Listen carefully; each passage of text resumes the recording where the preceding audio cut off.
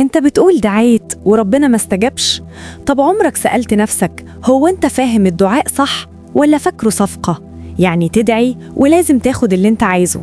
بص، الدعاء مش كده خالص.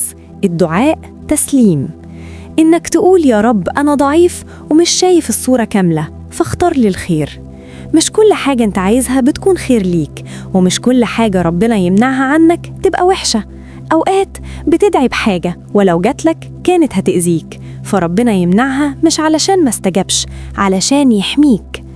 الدعاء مش إنك تملي على ربنا اللي يحصل، الدعاء إنك تثق إن أي حاجة هو بيختارها لك هي الصح.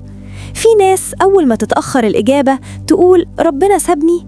طب ليه ما يكونش ده اختبار يشوف انت فعلا مؤمن ولا مستعجل؟